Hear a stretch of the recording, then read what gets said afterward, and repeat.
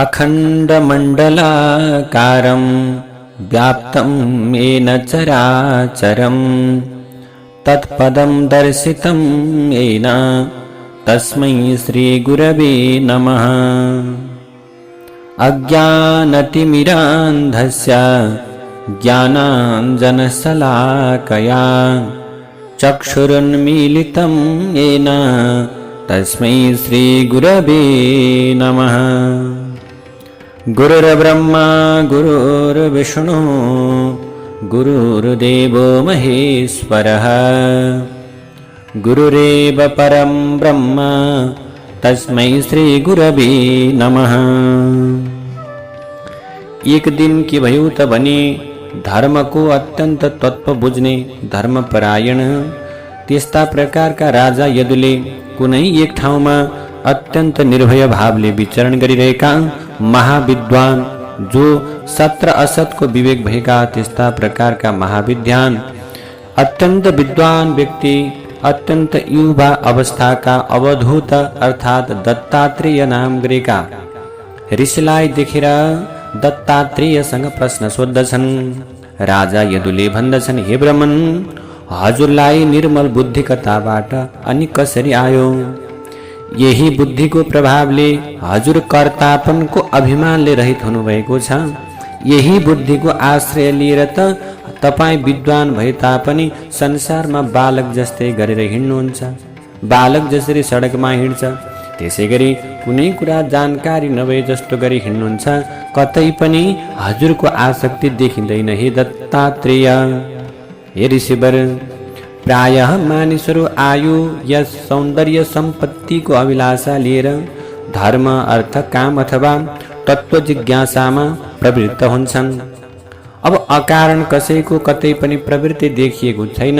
तर हजुर त समर्थ विद्वान निपुण सौभाग्यशाली र अमृत समानको मिठो वचन बोल्ने भए तापनि जड उन्मत्त पिशाच लागेका मानिस जस्तै न केही गर्नुहुन्छ न केही चाहनुहुन्छ। कस्तो अचम्म! हे ऋषिवर, संसारका धेरै जसो मानिस काम अनि लोभको दावानलले डढिरहेका हुन्छन्। तर वनमा दावाग्नि लाग्दा गंगाजलमा उभिएको हात्ती झैं गंगाजलमा जसरी उभिएको हात्ती झैं हजुरनिर आगोको राप पुग्न नसकेको त्यस अग्निद्वारा सन्तप्त नभएर शान्तसँग रहनु भएको छ। जसरी पानीमा भएको हात्तीलाई अन्तको आगोले असर गर्दैन त्यस्तै हे ब्राह्मण, हजुर श्रीमती सन्तान धन आदि संसारको स्पर्शदेखि रहित हुनुहुन्छ। यसै कारण विषय भोगदेखि फरक भएर सदा सर्वदा केवल आफ्नै स्वरूपमा स्थित रहनुहुन्छ। हजुरलाई आफ्नो आत्मामा यस्तो अनिर्वचनीय आनन्दको अनुभव कसरी हुन्छ? सो कुरा कृपा गरेर हामीलाई भन्नुहोस् भनेर राजा यदुले दत्तात्रेय नाम गरेका ऋषिसँग प्रश्न गर्दछन्।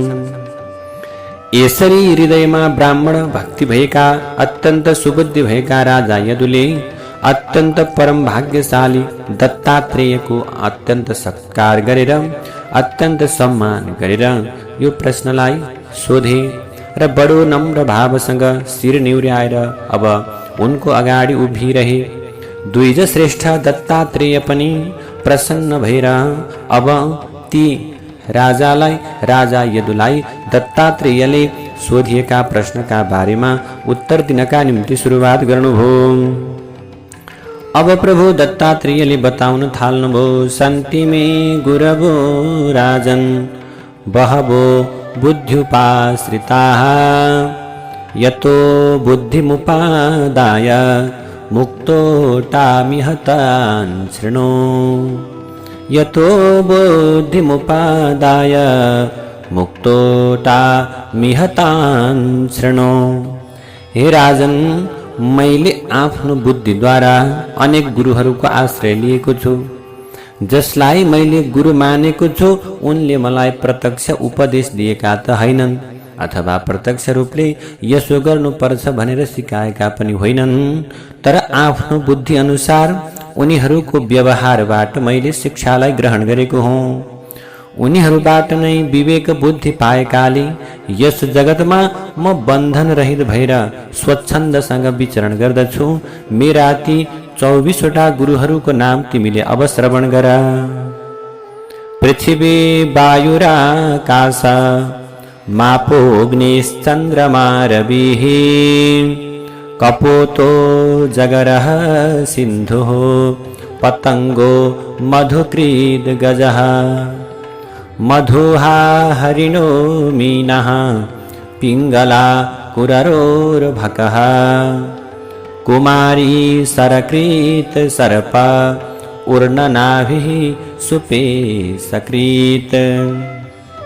अब चाहिँ राजन ती 24वटा गुरुको नाम सुन।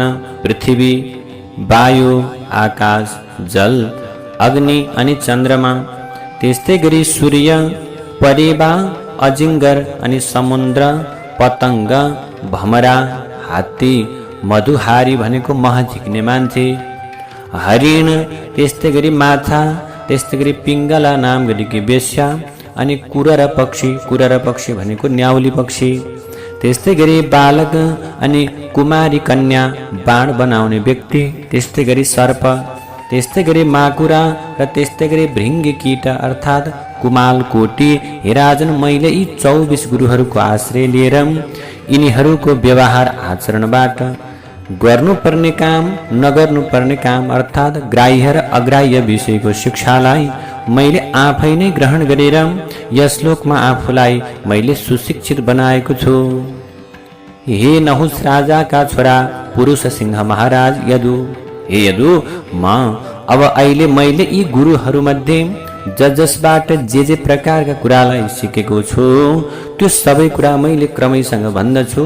तिमीले के गर, मन लगाएर अत्यन्त ध्यान दिएर श्रवण गर। भूतैराक्रम्यमाणोऽपि धीरो दैववशानुगैः तद्विद्वान्न चलेन मार्गा दनव शिक्षम छितेर्व्रतम्। अब सबैभन्दा पहिले मैले पृथ्वीबाट सिकेको ज्ञान तिमीलाई सुनाउँछु। मेरो पहिलो गुरु पृथ्वी हुन्। मैले पृथ्वीबाट उनको क्षमा अनि स्थिरताको शिक्षा लिएको छु। जसरी पृथ्वीमाथि नाना प्रकारको आघात अनि उत्पात भए तापनि ती पृथ्वीले न कसैसँग साटो फेर्दछिन् अथवा न कसैलाई वचन लगाउँछिन्, न कसैप्रति रिस गर्दछिन्, न रुन्छिन्, न चिच्चाउने गर्दछिन्। त्यसै गरी धीर पुरुषले पनि आफ्नो प्रारब्ध अनुसार प्रेरित भएर प्राणीले जानेर अथवा अनजानमा आफूलाई कष्ट दिए भने पनि उनको विवशतामा ख्याल राखेर अपकारी व्यक्तिमाथि कहिले रिस गर्न हुँदैन। उनको सबै उपद्रवलाई सहेर आफ्नो थिति अर्थात् मार्गबाट अलिकता पनि विचलित नभएर रहनु पर्दछ भन्ने प्रकारको ज्ञान मैले पृथ्वीबाट सिकेँ। पृथ्वीका विकार पर्वत अनि वृक्षबाट मैले परोपकार गर्न सिकेको छु। अब भन्नुहुन्छ दत्तात्रेयले यदुलाई पृथ्वीका विकार पर्वत अनि वृक्षबाट मैले परोपकार गर्नुपर्छ भनेर सिकेको छु।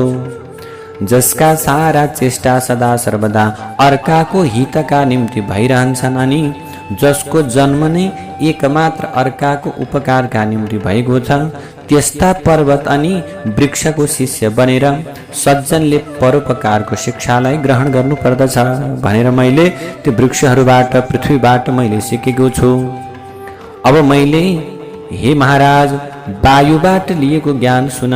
मैले वायुलाई पनि के गरेको छु, गुरु मानेको छु। विशेष गरेर वायु 2 प्रकारका हुन्छन्, एउटा शरीरभित्रको प्राणवायु र अर्को शरीर बाहिरको वायु। जसरी प्राणवायुलाई आहारको मात्र इच्छा रहन्छ र त्यो भेट्टाउन साथ प्राणवायु सन्तुष्ट हुन्छ, उसलाई रूप रस इन्द्रियका विषयहरूको अपेक्षा रहँदैन।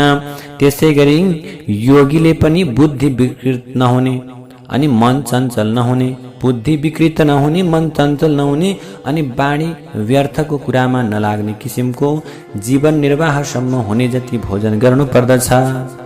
रसना आदि इन्द्रियलाई मनपर्ने पदार्थको इच्छा गर्नु हुँदैन। जसरी बाह्य वायु जुन बगेको हावा हुन्छ त्यसले पृथ्वीको गुण गन्धलाई वहन गर्नु परे तापनि शुद्धै रहन्छ। गन्धसित उसको केही सम्बन्ध रहँदैन। यहाँबाट हावा बग्दै गयो, यहाँ भएको गन्ध थोरै परसम्म पुग्ला, त्यसपछि वायु जस्तो स्वच्छ हो उसले आफ्नो उस्तै धारण शरीरलाई अथवा आफ्नो प्रकारको स्वरूपलाई त्यस्तै धारण गरेर हिँड्छ। त्यसै गरी जसरी वायुले अन्य सुगन्ध र दुर्गन्धलाई भोग्दैन, त्यसै गरी आत्मज्ञानी पुरुषले पनि पार्थिव शरीरसित सम्बन्ध रहेसम्म त्यसको व्याधि पीडा तथा भोक प्यासलाई वहन गर्नै पर्दछ। तर आफूलाई शरीर नभन्ने ठानेर आत्माको रूपमा सम्झने ज्ञानी शरीर अनि त्यसका गुणको आश्रयमा भए तापनि तिनबाट हामी चाहिँ आसक्त हुनु हुँदैन, आसक्त हुनु हुँदैन भन्ने प्रकारको कुरा चाहिँ मैले वायुबाट सिकेँ भनेर दत्तात्रेयले के गर्नुहुन्छ, यदु नाम गरेका राजालाई बताउनुहुन्छ। त्यस्तै गरी महाराज मैले आकाशबाट पनि ज्ञान पाएको छु, त्यो आकाशबाट पाएको ज्ञान म तिमीलाई बताउँदछु सुन। मैले आकाशलाई पनि गुरु मानेको छु। अन्तर्हितश्च स्थिर जङ्गमेषु ब्रह्मात्म भावेन समन्वयेन। मैले चाहिँ जसरी आकाशबाट पाएको शिक्षा तिमीलाई सुनाउँदैछु, आकाशलाई गुरु मानेको कारण जसरी घट अर्थात् घडा आदि भित्र रहेको आकाश भिन्न भिन्न जस्तो देखिए तापनि वास्तवमा अखण्ड निर्लिप्त अनि सर्वत्र व्याप्त छ आकाश। त्यसै गरी ज्ञानी पुरुषले शरीरभित्र रहेको आफूलाई अर्थात् आत्मालाई ब्रह्मरूप तसर्थ अखण्ड एवं स्थावर जङ्गम आदि सबै शरीरमा व्याप्त तथापि निर्लिप्त सम्झनु पर्दछ। मुनिहरूले पनि मणिहरूमा व्याप्त भएको धागो समान आत्मालाई अखण्ड अनि असङ्ग रूपले देख्नुपर्छ अनि आकाश चाहिँ सर्वत्र व्याप्त भएको भावमा लिनु पर्दछ। जसरी तेज जल अनि अन्नमय पदार्थद्वारा तथा वायुद्वारा प्रेरित भएको मेघले आच्छादित भए तापनि आकाश यी सबैदेखि के हुन्छ, अलग रहन्छ। आकाश जस्तै सर्वव्यापक सबैलाई समान देख्ने खालको।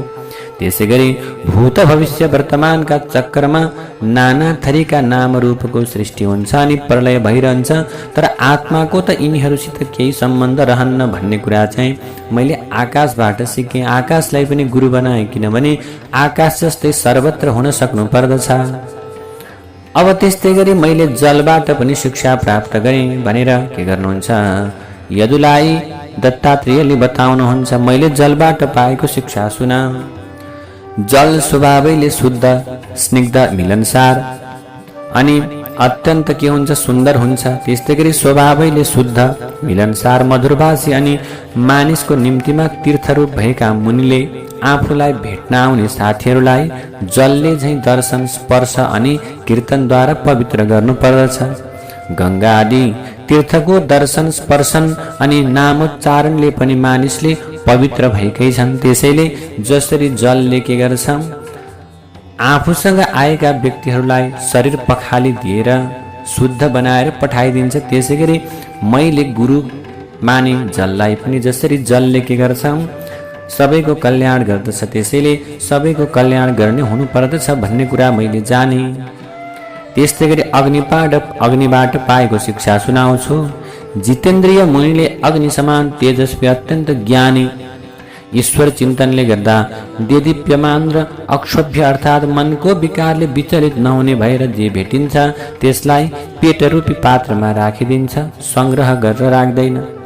जसरी आगोले जे वस्तु खाए तापनि त्यो वस्तुको दोषले त्यो आगो चाहिँ लिप्त हुँदैन, त्यसै गरी त्यो ज्ञानी पनि प्रारब्धले परि आएको अनेक विषयको उपभोग गरे तापनि मन अनि इन्द्रियलाई आफ्नो बसमा राखेकोले कुनै विषयको दोष आफूमा आउन दिन्न। जसरी आगो दाउरा इत्यादिमा कहिले अप्रकट र कहिले प्रकट हुन्छ, त्यसै गरी त्यसले पनि कहिले गुप्त र कहिले कल्याणको कामना गर्नेले आफ्नो उपासना गर्न सक्नु भन्ने उद्देश्यले प्रकट भएर रहन्छ र आगोले झैँ भिक्षारूप हवन गर्नेहरूको भूत भविष्यको अशुभलाई के गर्छ, नष्ट पारिदिन्छ। आगोले के गर्छ, जस्तो वस्तु आए पनि नष्ट गरिदिन्छ। जसरी आगोले अर्काले दिएको आहुति ग्रहण गर्छ, स्वयं त्यसका निम्तिमा फेरि केही उद्योग गर्दैन, त्यस्तै गरी त्यसले पनि अनायाससँग जे भेटिन्छ त्यही भोजन गर्नुपर्छ। मुनिले यस्ता कुरामा विचार गर्नुपर्छ जसरी आगो सोझो बाङ्गो टिङ्गो काठमा रहेर उपाधि अनुसारको रूप ग्रहण गर्छ, वास्तवमा उसको रूप त त्यस्तो होइन। त्यसैगरी सर्वव्यापक आत्मा पनि आफ्नो मायाले रचना गरिएको कार्य कारण रूप जगतमा व्याप्त भएकोले उच्च नीच योनि अथवा वर्णको उपाधि अनुसारको रूपले ती वस्तुको नाम रूपसँग केही सम्बन्ध नभए तापनि चेष्टा गर्दछ। अब दत्तात्रेयले बताउनुहुन्छ, मैले चन्द्रमाबाट पनि शिक्षा पाएँ, मैले चन्द्रमालाई पनि गुरु मानेको छु। चन्द्रमाबाट के शिक्षा पाएँ भने गतिको पत्तो लाग्न नसक्ने कालको प्रभावले चन्द्रमाको कला कहिले बढ्छ कहिले घट्दछ, तर पनि चन्द्रमण्डल त कहिले घट्ने बढ्ने होइन। त्यो चन्द्रमाको कला देख्दा कहिले पूर्ण चन्द्र हुन्छ, कहिले चन्द्रमा घट्दै जान्छ, कहिले बढ्दै जान्छ। त्यसै गरी जन्मदेखि श्मशान घाटसम्म जाने बेलासम्म कालकृत जति अवस्था छन् ती त सबै शरीरका अवस्था हुन्, आत्माका होइनन्। जसरी आगोको ज्वाला निरन्तर क्षण क्षणमा उत्पन्न हुन्छ नष्ट भइरहन्छ, तर यो भेद देखिँदैन। त्यसै गरी जल प्रवाह समानको वेग भएको कालद्वारा क्षण क्षणमा प्राणीहरूको शरीरको उत्पत्ति अनि विनाश हुन्छ, तर अज्ञानले गर्दा यो क्रम चलेको के हुन्छ पत्तो हामीले पाउँदैनौँ। जसरी चन्द्रमाको घटी अथवा घडी के हुन्छ, चन्द्रमाको कला घट्ने बढ्ने हुन्छ, त्यस्तै गरी मानिसलाई पनि सुख दुःख यो घट्ने बढ्ने भइरहन्छ, यसमा आत्तिनु हुँदैन। मैले सूर्यलाई पनि के गर्ने गुरु बनाए भन्नुहुन्छ दत्तात्रेयले। सूर्यबाट पाएको शिक्षा सुनाउनुहुन्छ, सूर्यलाई पनि गुरु मान्नुभयो। जसरी सूर्यले आफ्नो किरणद्वारा पृथ्वीको जललाई तानेर समय समयमा त्यसलाई वर्षाउँछ, त्यसै गरी योगीजनले पनि इन्द्रियद्वारा विषय ग्रहण गरेर बेला आइपुगेपछि ती विषयहरूको त्याग दान पनि गरिदिन्छ। तर सूर्य झैँ इन्द्रियको कुनै विषयमा पनि आसक्ति लिन्न, अर्थात् भोग गर्ने गराउने महु भन्ने भावना लिँदैन। अब योगीजनहरूले यस कुरामा पनि विचार राख्नुपर्छ। जसरी एकमात्र सूर्य भिन्न भिन्न जलपात्रमा प्रतिबिम्बित हुँदा अनेक रूप जस्तो देखिन्छन्, त्यसै गरी थूल बुद्धि भएका मानिसहरू शरीर आदि उपाधिको भेदले गर्दा प्रत्येक व्यक्तिमा बेग्ला बेग्लै आत्मा देख्दछन्। वास्तवमा आत्मा पनि सूर्य झैँ एउटै हो, स्वरूपत उसमा कुनै भेद छैन। अब भन्नुहुन्छ दत्तात्रेयले, परेवाबाट पनि मैले ज्ञान लिएँ, परेवालाई पनि मैले गुरु माने। अब परेवाबाट पाएको शिक्षा के हो त भने कसैको साथमा अत्यन्त स्नेह प्रेम अथवा सङ्ग गर्नु हुँदैन। यसो गरेका खण्डमा दिन बुद्धि परेवाले चाहिँ अत्यन्त क्लेश भोग्नुपर्छ। हे राजन, कुनै एक दिन एउटा परेवा जङ्गलको कुनै एक रुखमा गुण बनाएर आफूले श्रीमती परेवीको साथमा केही वर्षसम्म बसेको थियो। यी गृहस्थ परेवा परेवीको परस्पर अत्यन्त स्नेह थियो, प्यार थियो, प्रेम थियो। त्यसै गरी आसक्ति पनि भएकाले दुवैको हृदय अनि बुद्धि एउटै जस्तो हुन गएको थियो। दुवै परिवार परेवी सदा सर्वदा अङ्गले अङ्ग, दृष्टिले दृष्टि, बुद्धिले बुद्धिलाई बाँधि राख्दथे। आपसमा पूर्ण विश्वास भएकाले उनीहरू त्यस विशाल वनमा सुत्ने, खाने, बस्ने, डुलफिर गर्ने, घुम्ने, कुराकानी गर्ने, खानपिन गर्ने इत्यादि काम गर्थे, सँगै बस्थे। सबै तरहबाट आफूलाई प्रसन्न राख्ने तसर्थ आफ्नो एकमात्र कृपा पात्री त्यो परेवी जुन जुन कुराको इच्छा गर्दथे ती कुराको त्यो जुन काम वासनाले अत्यन्त लिप्त भएको परेवाले जति कष्ट सहनु परे तापनि उसले आफ्नो श्रीमतीले भनेको कुरा ल्याएर उसको कामना पूरा गर्थ्यो। यत्तिकैमा के भएछ भने बेला पुगेपछि परेवीको पहिलो गर्व रहेछ र त्यस सतीले आफ्नो स्वामीको नजिक गुणमा के गरी फूल पारी। केही कालमा भगवानको अचिन्त्य शक्तिले सबै अङ्गको रचना भएपछि कमलो शरीर अनि रौँ भएका बच्चा फूलबाट निस्किए। छोराछोरीको अत्यन्त माया गर्ने ती परेवा परेवीले आफ्ना बच्चाहरूको शब्द अनि तोते बोली सुन्दा आनन्दमा मग्न भएर बडो प्रेमसँग उनीहरूको लालन पालन गर्दै गर्दै गए। दुवैजना आमा बाबु बच्चाहरूको कमलो पखेटाको सुखदायक स्पर्शले बडो आनन्दित हुन्थे र उनीहरूको मिठो बोली सुन्दा अनि ती बालकका ती फुरफुर कुराहरू आफूतिर आएको देख्दा बडो प्रसन्न हुन्थे, प्रेम गर्थे। यस प्रकारसँग विष्णु भगवानको मायाले मोहित भएर परस्परमा स्नेहले बन्धनमा बाँधिएका अनि बच्चाको पालन पोषणमा सदा सर्वदा व्याकुल रहने ती परेवा परेवी आफ्ना सन्तान ती बच्चाहरूको पालन गर्न थाले, लालन पालन गर्न थाले। एक दिन ती दुवै भाले पोथी आफ्नो परिवार निकै बढेकाले उनीहरूको लागि चारा ल्याउनका निम्ति वनमा गए र चाराको खोजमा धेरै बेरसम्म जङ्गलमा चारैतिर घुमिरहे। यही अवसरमा के भएछ, अकस्मात एउटा वनवासी व्याधाले के गरेछ, ती परेवाका बच्चाहरूलाई गुन्नेर फर्याक फुरुक गरेको देख्दा जाल फिजाएर समाति राखेछ। उसले के गर्यो भने जाल फिजायो, ती बच्चाहरू जो गुणमा बचिरहेका थिए उसलाई समाति हाल्यो, जालभित्र पारिहाल्यो।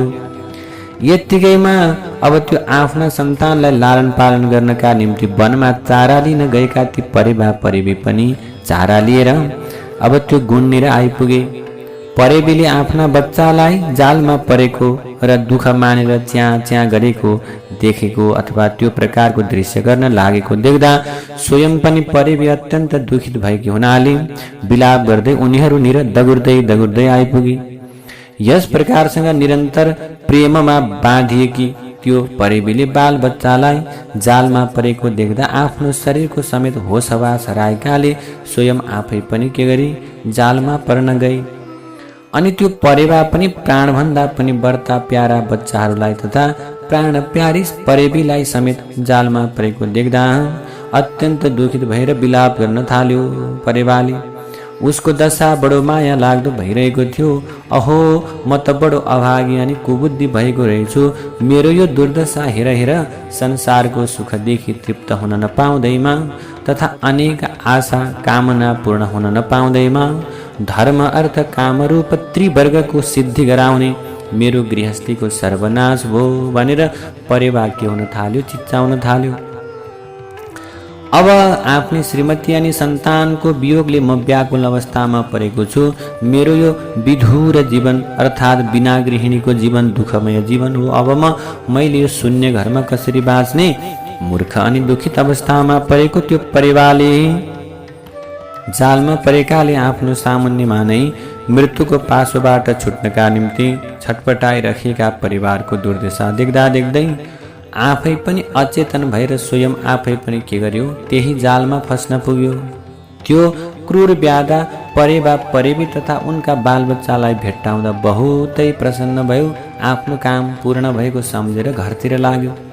यस्तै प्रकारले जुन कुटुम्बी मान्छे अथवा जुन गृहस्थी व्यक्ति सुख दुःखादिका निष्ठा भएकाले अब आफ्नै परिवार कुटुम्बको पालन पोषणमा नै अत्यन्त आसक्त भइरहन्छ, त्यसलाई कहिल्यै शान्ति हुँदैन। सधैँ परिवारको मात्रै अथवा त्यो परिवारमा रहेर पनि त्यसमा लिप्त भयो भने शान्ति पाउन सक्दैन। त्यसले ठिक त्यो के हुन्छ भने ठिक त्यो परेवा जस्तै गरेर शोचनीय अवस्थामा परेर आफ्ना कुटुम्बको साथमा शरीरद्वारा कष्ट भोग्नु पर्छ। खुला मुक्तिको द्वार समानको यो मनुष्य शरीर पाएर पनि त्यो त्यस परेवा झैँ घर गृहस्थीमा नै फसिरहन्छ। त्यस्ता मूर्खलाई शास्त्रले आरूढ च्युत अर्थात् माथि चढेर खसेको भनेर भन्दछन्। अब दत्तात्रेयले भन्नुहुन्छ, मैले अजिङ्गरबाट पनि के गरेँ शिक्षा पाएँ, अजिङ्गरलाई पनि मैले गुरु मानेको छु। जसरी प्राणीहरूलाई रोक्ने चेष्टा गर्दा गर्दै पनि पूर्वजन्मको कर्मअनुसार दुःख प्राप्त भइरहन्छ, त्यसै गरी स्वर्ग अथवा नरक जहाँ भए तापनि त्यसलाई इन्द्रिय सम्बन्धी सुख स्वतः प्राप्त हुन्छ। तसर्थ सुख दुःखको रहस्य बुझ्ने अब बुद्धिमान पुरुषले त्यसको निम्तिमा इच्छा अथवा कुनै प्रकारको बल नगरोस्। बुद्धिमान पुरुषले अजिङ्गरले जस्तै मिठो खल्लो धेरै थोरै जुन खाने पदार्थ नमागिकन स्वयं भेटिन्छ त्यसैलाई उदासीन भावले खाएर जीवन निर्वाह गरोस्। भोजन नपाइएको खण्डमा यो पनि प्रारब्धको भोग हो भन्ने सम्झेर त्यसका लागि कुनै प्रकारको चेष्टा नगरेर धेरै दिनसम्म अजिङ्गरले झैँ भोकै बनिरहोस्, भोकै बसिरहोस्। शरीरमा मनोबल, इन्द्रिय बल, देह बल तिनै बल भए तापनि चेष्टाहीन शरीर लिएर के गरोस्, लडिरहोस्। निन्द्रा नलागे तापनि सुतेको जस्तो गरेर पल्टिरहोस्। कर्मेन्द्रियले युक्त भए तापनि कुनै प्रकारले उद्योग नगरोस्। अब समुद्रबाट पाएको शिक्षा म सुनाउँछु भन्नुहुन्छ। छाल नउठेको समुद्र झैं मुनि व्यक्तिहरू पनि सदा सर्वदा शान्त गम्भीर भएर रहनुपर्छ। अब जसरी समुद्र के हुन्छ, गम्भीर रहन्छ, उसको मनको भाव अगम्य, थाहा नपाइने, अपार, कुनै कारणले पनि त्यसमा क्षोभ नहुने किसिमको हुनुपर्छ। जसरी वर्षाकालमा नदीहरू मिसिन आएकोले समुद्र न बढ्दछ न ग्रीष्म ऋतुमा घट्दछ, त्यसै गरी भगवत परायण मुनिले सन्तले पनि संसारिक पदार्थ भेट्टाउँदा प्रफुल्लित अनि नपाउँदा दिगदार हुनु हुँदैन। मैले किरा फटाङ्ग्रालाई पनि अब के गरेँ भने गुरु बनाए भन्नुहुन्छ दत्तात्रेयले। जसरी किरा फट्याङ्ग्राका रूपमा मोहित भएकाले आगोमा परेर मर्छन्, त्यसै गरी इन्द्रियलाई पनि आफ्नो बसमा राख्न नसक्ने पुरुष देवमाया रूपिणी अथवा भनौँ त्यो आसक्ति भएर के हुन्छ, त्यसैमा लट्ठ भएर घोर अन्धकार नरकमा परेर आफ्नो सत्यानाश गर्दछ। जसरी सुन्दर बत्ती बलेको देखेर पुतलीले त्यही बत्तीमा घुम्दा घुम्दै आफ्नो प्राण त्याग गर्छ, त्यस्तै गरी हामी पनि पुतली जस्तै जीव छौँ। यो संसार सुन्दर बत्ती जस्तै देखिएको छ। यही सुन्दर बत्ती देख्दा देख्दै घुम्दा घुम्दै शरीर सकिन्छ। त्यसैले बेलैमा धर्म गर्नुपर्छ भन्ने कुरा चाहिँ अथवा मोहित हुनु हुँदैन भन्ने कुरा चाहिँ मैले किरा फट्याङ्ग्राबाट सिकेँ। त्यसैले किरा र फट्याङ्ग्रा पनि के हुन् भने मेरा गुरु हुन् भनेर यसरी दत्तात्रेयले के गर्नुहुन्छ, यदुलाई बताउनु भयो। त्यस्तै गरी दत्तात्रेयले भन्नुहुन्छ, मैले भमराबाट पनि ज्ञान लिएँ। जसरी सन्यासीले गृहस्थलाई कुनै प्रकारले पनि कष्ट नदिएर भमराले झैँ के गर्नुपर्छ, आफ्नो जीवनलाई निर्वाह गर्नुपर्छ। जसरी भमराले के गर्छ, एकै ठाउँको एउटै फुलको मात्र रस नलिएर भिन्न भिन्न प्रकारका फुलबाट उनको सार लिन्छ, त्यसै गरी बुद्धिमान पुरुषले पनि साना ठुला सबै शास्त्रबाट सारांश लिनुपर्दछ भन्ने कुरा मैले भमराबाट सिकेँ। त्यस्तै गरी मधुमक्षिकाबाट पाएको ज्ञान। जसरी मधुमक्षी अर्थात् के गर्छ, त्यो मौरीले सन्यासीले अथवा मौरीले के गर्छ, जीवनभर फुलको रस ल्याएर मह जम्मा गर्छ।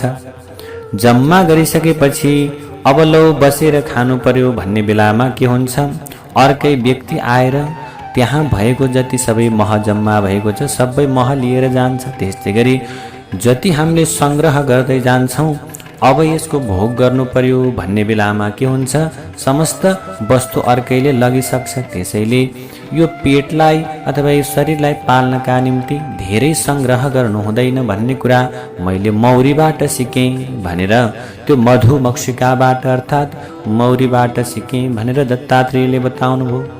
त्यस्तै गरी हात्तीबाट पनि मैले शिक्षा लिएँ भनेर के गर्नुहुन्छ भने दत्तात्रेयले भन्नुहुन्छ, सन्यासीले खुट्टाले समेत काठले समेत अथवा भनौँ कुनै पनि प्रकारले शरीरले अथवा यो प्रकारको जीवनमा आसक्त हुनु हुँदैन। त्यसैले जसरी हात्तीनीको पछाडि हात्ती जसरी लाग्दै जान्छ, त्यसै गरी जाँदा जसरी अरू हात्तीले के गर्छन्, त्यो हात्तीलाई मारिदिन्छन् अथवा उसँग लडाइँ गर्छन्, त्यस्तै गरी यो संसारको पछाडि लागिरहेको व्यक्तिलाई पनि संसारकै अन्य विषयहरूले के गर्दछन् त भने आक्रमण गर्दछन्। मह काट्ने व्यक्तिबाट पनि मैले शिक्षा लिएँ, मह काट्ने गुरुलाई पनि मैले के गरेँ, गुरु बनाएँ अथवा मह काट्ने व्यक्तिलाई पनि मैले गुरु मानेको छु भन्नुहुन्छ दत्तात्रेय। किन त भने संसारमा लोभी मान्छे बडो दुःख गरेर धनको सञ्चय गर्छन्, तर त्यो सञ्चित धन त अब न कसैलाई दिन्छ न स्वयं त्यसको भोग गर्छ। जसरी मह काट्ने मान्छेले मौरीले सञ्चय गरेको महको के गर्छ, पत्ता लगाएर त्यसलाई लिएर जान्छ अनि घरमा लगेर के गर्छ भने राख्छ। उसले चाहिँ खान पाउँदैन। जसरी मह काट्नेले के गर्छ भन्दाखेरिमा अब मह काट्ने व्यक्तिले चाहिँ मौरीकै अगाडि के गरिदिन्छ, मह खाइदिन्छ। त्यसै गरी बडो कष्ट पारेर जम्मा गरेको मह पनि के हुन्छ, जसरी मौरीले पारेको मह अरूले खाइदिन्छन्, त्यसै गरी मान्छेले पनि जीवनमा जति धन सम्पत्ति जम्मा गर्यो हो यो अर्कैका निम्ति मात्रै हुन जान्छ।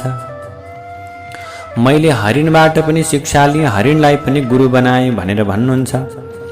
जसरी वनवासी सन्यासीले कहिले पनि विषयको गीत सुन्न हुन्न, जसरी हरिणले व्याधाको गीतमा लट्ठ परेर हरिण के हुन्छ बन्धनमा पर्दछ अनि त्यस पछाडि गएर हरिणको त्यही नै मृत्यु हुन्छ, त्यसै गरी यो सांसारिक बन्धनमा पर्नु हुँदैन। मैले माछाबाट पनि ज्ञान लिएँ, माछालाई पनि गुरु बनाए भन्नुहुन्छ दत्तात्रेयले। जसरी माछाले सानो बल्छीमा भएको सानो अन्नको लोभले के गर्दछ, त्यो अन्न खाने लोभले त्यो बल्छीलाई निल्दछ र उसको मृत्यु हुँदछ, त्यसै गरी हामी पनि सानो कुरामा जिब्रोको स्वादमा परेर यो संसारमा हत्या हिंसा गरियो भने अथवा त्यो प्रकारको कर्म गरियो, लोभ गरियो भने हामी पनि के हुन्छ माछाकै जस्तो गति हुन्छ। त्यसैले यो शरीरमा भएका इन्द्रियहरूलाई जित्न सक्नु पर्दछ। त्यसैले अब मैले पिङ्गला नाम गरेकी बेस्याबाट पनि के गरेँ, आशा गर्नु चाहिँ दुःख हो, जब निराशा हुन्छ त्यही नै सुख हो, अथवा कुनै प्रकारको आशा गर्नु अवस्था आउँदैन जब त्यसलाई चाहिँ बडो सुख हो भनेर दत्तात्रेयले भन्नुहुन्छ। जसरी पिङ्गला नाम गरेकी बेस्याले कुनै धनी सहरवासी आउने र उसबाट धन पाउने दुराशा छाडेर शान्त भावसँग के गरी ऊ आफू शयन गरी, त्यसै गरी वास्तवमा आशा नै सबैभन्दा ठुलो दुःख हो र वैराग्य नै सबैभन्दा ठुलो सुख हो। किनकि पिङ्गला नाम गरेकी व्यक्तिले पनि के गरी त्यो बेस्याले पनि कोही आउने आश छाडेर सुखसँग निधाए। त्यसै गरी अब दत्तात्रेयले भन्नुहुन्छ, मैले कुर र पक्षीबाट पनि ज्ञान लिएको छु, त्यो कुर र पक्षीलाई पनि मैले के गरेको छु भने आफ्नो गुरुको रूपमा लिएको छु भनेर आज दत्तात्रेयले यदुनाम गरेका राजालाई बताउनु भएको छ। एउटा चाहिँ न्याउली चराले के गरेको, आफ्नो चुच्चोले मासुको टुक्रा च्यापी राखेको त्यो पक्षी आकाशमा उडिरहेको रहेछ। त्यही बेला मासु नलिएको अर्को बलियो चराले के गरेछ, मासु लिनका निम्ति चुच्चोले त्यो न्याउली चरालाई ठुँगेछ। त्यसपछि चुच्चोबाट जब मासु उसले छोडिदियो त्यसपछि मात्रै त्यो अर्को चाहिँ आक्रमण गर्ने अर्को चरा त्यही मासुतिर दौडिँदै गयो। त्यसै गरी मान्छेले पनि यो संसारमा यो लोभको भाँडो अथवा यो लोभ सङ्ग्रहलाई जबसम्म त्याग्न सक्दैनौँ तबसम्म सांसारिक कुराले हामीलाई ठुँगिरहन्छन्। त्यसैले यसबाट मुक्त हुनुपर्छ भन्ने कुरा मैले न्याउली चराबाट सिकेँ भन्नुहुन्छ दत्तात्रेय। त्यसपछि कुमारीबाट पनि मैले ज्ञान पाएँ भन्नुहुन्छ। एकपटक के भएछ भने कुनै एउटी कुमारी कन्याले घरमा आफ्ना आमा बुवा बन्धुहरू कतै बाहिर गएको मौकामा आफूलाई वरण गर्नका निम्ति घरमा आएकाहरूको स्वयं आफैले अतिथि सत्कार गर्नु परेछ। त्यही बेला के भएछ, उनीहरूलाई भोजन गराउनका निम्ति घरभित्र एकान्तमा ती कन्याले धान कुट्न लाग्दाखेरि हातमा लगाएको चुराको ठुलो शब्द बज्न थाल्यो, चुरा बज्न थाले। स्वयं धान कुट्न लागेकाले अब घरमा चामल छैन, धान कुट्नु पर्यो।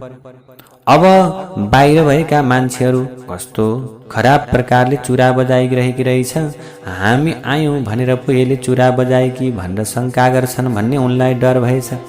त्यसपछि उनले के गरिन्, ती कुमारीले एउटा चुरा फुकालिन्, फेरि बज्यो। यसै गरी बिस्तारै बिस्तारै चुरा निकाल्दै निकाल्दै जाँदा अन्तिममा दुईवटा मात्र चुरा बाँकी रहेछन्। ती दुईवटा चुरा पनि एक आपसमा ठोकिएर बजे। फेरि एउटा चुरा निकालेपछि हातमा एउटा चुरा मात्र रह्यो। त्यसपछि एउटा मात्र चुरा रहिसकेपछि त्यसबाट आवाज आएन। त्यसैले यो संसारमा ध्यान गर्ने व्यक्ति, तप गर्ने व्यक्ति पनि एक्लै आनन्दसँग शान्तसँग ध्यान गर्यो भने मात्रै के हुन्छ भने उसले राम्रो ज्ञान प्राप्त गर्न सक्दछ भन्ने कुरा मैले कुमारी कन्याबाट सिकेँ। त्यसैले मैले कुमारी कन्यालाई पनि गुरु बनाएको छु भनेर दत्तात्रेयले भन्नुहुन्छ। बाण बनाउने व्यक्तिबाट पनि मैले शिक्षा प्राप्त गरेँ भनेर दत्तात्रेयले भन्नुहुन्छ। जसरी बाण बनाउने व्यक्ति अत्यन्त के हुन्छ, एकाग्र भएर अत्यन्त एकाग्र तरिकाले उसले के गर्छ, बाण बनाउँछ। आफ्नो चित्तलाई एकाग्र गरेपछि मात्रै परमात्मामा लगाउन सकिन्छ। ठिक त्यसै गरी बाण बनाउने व्यक्तिले आफ्नो बाण बनाउने काममा कसरी तन्मय हुन्छ भने धुमधाम अगाडिबाट बाजा बजेर गइरहे पनि उसले पत्तो पाउँदैन, उसले थाहा पाउँदैन। नजिकैबाट मान्छेहरू बाजा बजाएर लाभा लस्कारका जन्तीहरू गइरहेका छन्, तर त्यो बाण बनाउने व्यक्ति यति एकाग्र छ उसले त्यो तीरमा ध्यान दिइरहेको हुन्छ, अथवा त्यो बाण अत्यन्त सुन्दर तरिकाले एकाग्र भएर बनाइरहेको हुन्छ। त्यसैले जीवनमा एकाग्रता हुनुपर्दछ भन्ने कुरा चाहिँ बाण बनाउने व्यक्तिबाट मैले सिकेँ भनेर दत्तात्रेयले भन्नुहुन्छ। त्यसै गरी मैले सर्पबाट पनि शिक्षा पाएँ भन्नुहुन्छ, सर्पलाई पनि गुरु माने भन्नुहुन्छ दत्तात्रेयले। जसरी सर्पले के गर्छ, घर बनाउँदैन, एउटा कुनै भित्तामा अथवा कुनै प्रकारको ढुङ्गाको चेपमा आफ्नो जीवन निर्वाह गर्दछ, त्यसै गरी यो नाशवान शरीरका निम्ति ठुल्ठुला महल बनाउनु भनेको दुखै गर्नु हो। सर्प पनि अर्काले बनाएको घरको पुवालमा बसेर बडो आरामसँग समय बिताउँछ भन्ने कुरालाई मैले सर्पबाट सिकेँ। माकुराबाट पनि मैले के गरेँ भने शिक्षा प्राप्ति गरेँ। के गर्छ, माकुराले आफ्नै शरीरबाट जालो फिजाउँछ, आफ्नै शरीरमा फेरि समाहित गर्दछ। त्यस्तै गरी यो संसार पनि त्यो ब्रह्मले परमात्मा भगवानले के गर्नुहुन्छ, जाल फिजाउनुहुन्छ, अन्तिममा आफैमा गएर लीन गरिदिनुहुन्छ भगवानले यो जगतलाई। त्यसै गरी देहधारी जो जीव छ उसले स्नेह द्वेष अथवा भयले एकाग्र रूपले आफ्नो मन आफैमा लगाउनु पर्दछ। त्यसैले यो प्रकारबाट पनि मैले के गरेँ त भने माकुराबाट पनि ज्ञान लिएँ। त्यो माकुराले जसरी जाल फिजाउँछ त्यसै गरी भगवान परमात्माले जाल फिजाउनुहुन्छ, अन्तिममा लगेर आफैमा समाहित गर्नुहुन्छ। त्यस्तै गरी कुमालकोटी नाम गरेको किराबाट पनि मैले ज्ञान लिएँ, उसलाई पनि गुरु बनाए भनेर दत्तात्रेयले भन्नुहुन्छ।